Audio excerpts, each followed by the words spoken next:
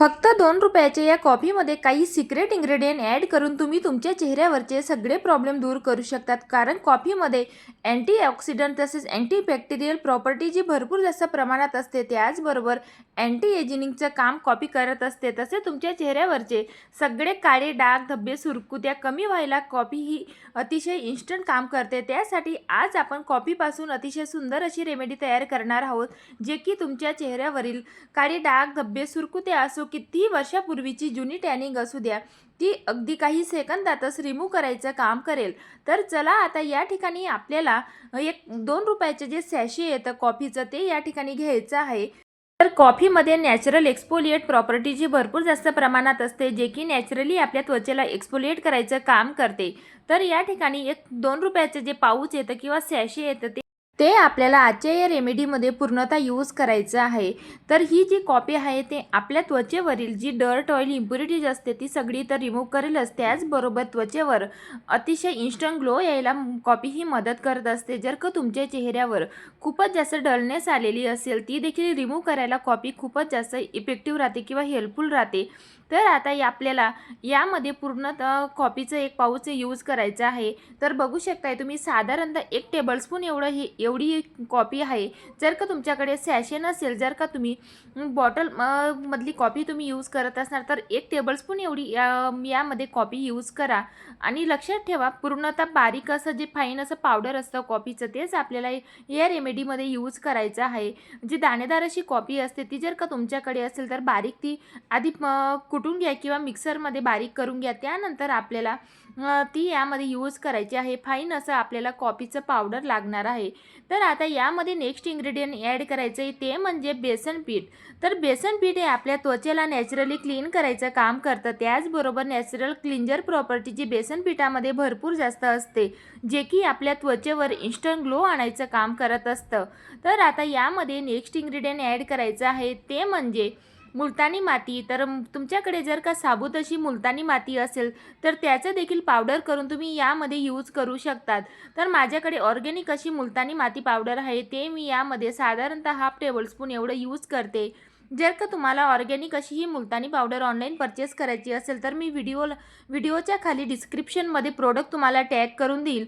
त्या ठिकाणी जाऊन देखील तुम्ही परचेस करू शकतात. अतिशय इफेक्टिव्ह अशी ही मुलतानी माती पावडर आहे.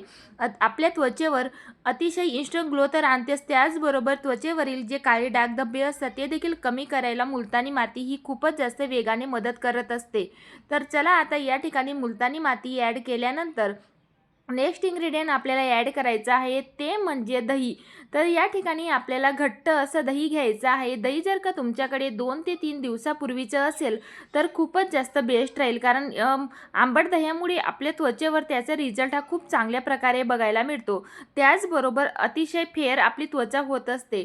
तसेच आपल्या त्वचेवरील जे वांगाचे डाग असतात किंवा खूप वर्षापूर्वीची टॅनिंग असते, ती देखील आंबट दह्यामुळे कमी व्हायला मदत होत असते. त्यासाठी आपल्याला 2 ते 3 दिवसापूर्वीचं दही या ठिकाणी यूज करायचं आहे. तर दही घातल्यानंतर हा फेस पॅक आपल्याला चांगल्या प्रकारे मिक्स करून घ्यायचा आहे. आता यामध्ये आपल्याला नेक्स्ट इन्ग्रेडियंट ॲड करायचं आहे ते म्हणजे रोज वॉटर म्हणजेच गुलाबजल. तर गुलाबजल हे आपल्या प्रत्येकाकडे अवेलेबल असतं. लक्षात ठेवा, या ठिकाणी आपल्याला चांगल्या ब्रँडचं किंवा चांगल्या कंपनीचंच गुलाबजल यूज करायचं आहे, जेणेकरून त्याचा रिझल्ट हा खूप चांगल्या प्रकारे बघायला मिळेल. ते गुलाबजल मध्ये किंवा रोज वॉटरमध्ये टोनर प्रॉपर्टीज किंवा नॅचरल टोनिंग करायची क्षमता ही भरपूर जास्त प्रमाणात असते, जे की आपल्या त्वचेला टाईट करायचं काम करतं. तसेच आपल्या त्वचेवरील जे ओपन पोर्स असतात ते देखील मिनिमाइज करायला गुलाबजल हे मदत करत असतं. त्यासाठी साधारणतः 1 ते 1.5 टेबलस्पून एवढं गुलाबजल आपल्याला या रेमेडीमध्ये यूज करायचं आहे. तर गुलाबजल घातल्यानंतर आपल्याला फेस पॅक हा छान असा मिक्स करून घ्यायचा आहे. जास्त घट्ट देखील नाही आणि जास्त लिक्विडही आपल्याला हा फेस पॅक ठेवायचा नाही आहे. तर कन्सिस्टन्सी तुम्ही या ठिकाणी बघू शकतात की अशा प्रकारेच हा फेस पॅक आपल्याला ठेवायचा आहे, जेणेकरून आपण ज्यावेळेस हा चेहऱ्यावर अप्लाय करू तो लगेच असा ड्राय होणार नाही. तर चला आता या ठिकाणी इफेक्टिव्ह असा हा फेस पॅक तयार झालेला आहे. आता हा चेहऱ्यावर अप्लाय कसा करायचा हे तेवढंच जास्त महत्त्वाचं आहे. तर आता चेहऱ्यावर हा अप्लाय करायच्या आधी चेहरा थंड पाण्याने आधी वॉश करून घ्या. कुठलीही होम रेमेडी आपण चेहऱ्यावर अप्लाय करतो त्यावेळेस चेहरा स्वच्छ वॉश करून घेणं खूपच जास्त महत्त्वाचं असतं. त्यानंतरच आपण फेस पॅक हा चेहऱ्यावर अप्लाय करायला हवा. तर आता चेहऱ्यावर फेस पॅक अप्लाय करत असताना लोअर टू अप्पर डायरेक्शनमध्ये अप्लाय करा, जेणेकरून त्याचा रिझल्ट हा खूप चांगल्या प्रकारे बघायला मिळेल. तर लोअर टू अप्पर डायरेक्शनमध्ये किंवा तुम्ही सर्क्युलर मोशनमध्ये देखील फेस पॅक हा चेहऱ्यावर लावू शकतात.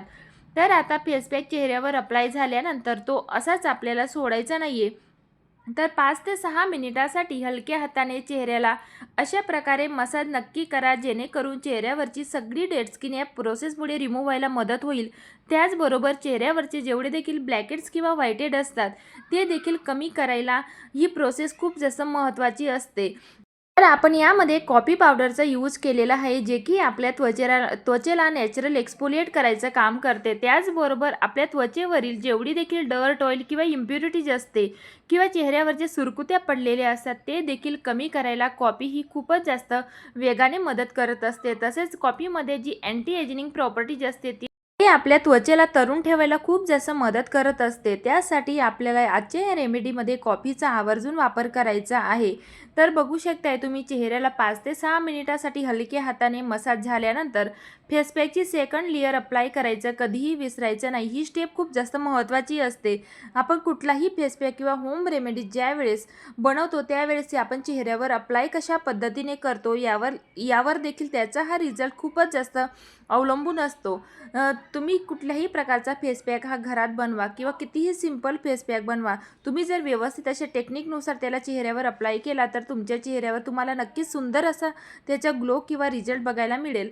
तर चला आता लोअर टू अप्पर डायरेक्शनमध्ये ती कशी लेअर फेस पॅकची चेहऱ्यावर अप्लाय झाल्यानंतर 10 ते 15 मिनिटासाठी फेस पॅक राहू दिल्यानंतर पाण्याने आपल्याला चेहरा वॉश करून घ्यायचा आहे. आणि आता या ठिकाणी तुम्ही ग्लो बघू शकतात की किती सुंदर असा ग्लो चेहऱ्यावर येतो. तसेच आपल्या त्वचेवरील सगळी डेड स्किन या प्रोसेसमुळे रिमूव्ह होत असते. तर आता फेस पॅक अप्लाय झाल्यानंतर चेहऱ्यावर मॉइश्चरायझर लावायचं कधीही विसरायचं नाही, कारण यामुळे आपल्या त्वचेला डीपली हायड्रेशन तर मिळतच असतं. त्याचबरोबर आपल्या त्वचेवर जो फेस पॅकमुळे ग्लो आलेला असतो तो देखील लॉक करायचं काम हे मॉइश्चरायझर करत असतं. त्यासाठी मॉइश्चरायझर अप्लाय झाल्यानंतर चेहऱ्यावर 2 ते 3 मिनिटासाठी अशा प्रकारे मसाज नक्की करा, जेणेकरून आपल्या त्वचेवर ब्लड सर्क्युलेशन हे खूप चांगल्या प्रकारे होईल. त्याचबरोबर डार्क सर्कल जे असतात ते देखील या प्रोसेसमुळे कमी व्हायला मदत होत असते. आणि आता या ठिकाणी चेहऱ्याला मॉइश्चरायझर अप्लाय झाल्यानंतर मसाज झाल्यानंतर तुम्ही ग्लो चेहऱ्यावर बघू शकता की किती सुंदर असा ग्लो आलेला आहे आणि खूपच जास्त आपली त्वचा देखील हायड्रेट होत असते.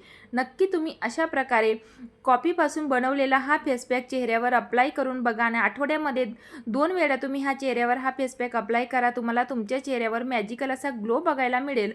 तसंच पार्लर फेशियल तुम्ही विसरणार एवढा जास्त इफेक्टिव्ह असा हा फेस पॅक आहे. नक्की तुम्ही मला रिझल्ट तुम्हाला कसा वाटला मला कमेंट करून नक्की सांगा. आणि व्हिडिओ जर का आवडला असेल तर व्हिडिओला लाईक नक्की करा.